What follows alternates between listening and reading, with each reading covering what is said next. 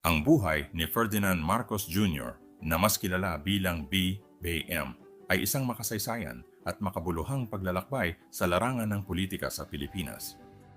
Siya ay isinilang noong Setyembre 13, 1957 bilang anak ni Ferdinand Marcos Sr. at Imelda Marcos. Lumaki siya sa panahon ng pamumuno ng kanyang ama bilang Pangulo ng Bansa, kung saan nasaksihan niya ang kapangyarihan at mga hamon ng pamahalaan. Nag-aral si BBM sa ibang bansa kabilang ang sa University of Oxford, kung saan hinubog ang kanyang kaalaman at pananaw sa pamumuno.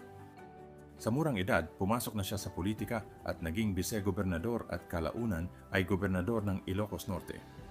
Nagsilbi rin siya bilang kongresista at senador ng Pilipinas, kung saan nakilala siya sa pagsusulong ng mga programang pang-infrastruktura at kaunlaran.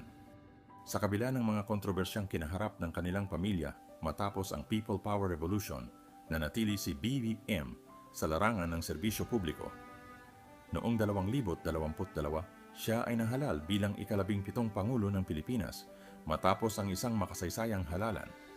Sa kasalukuyan, bilang Pangulo, layunin ni Ferdinand Marcos Jr. na paunlarin ang ekonomiya, palakasin ang agrikultura, at itaguyod ang pagkakaisa ng sambayanang Pilipino. Ang kanyang buhay ay sumasalamin sa patuloy na pagbangon, pagbabalik at paglilingkod sa bayan.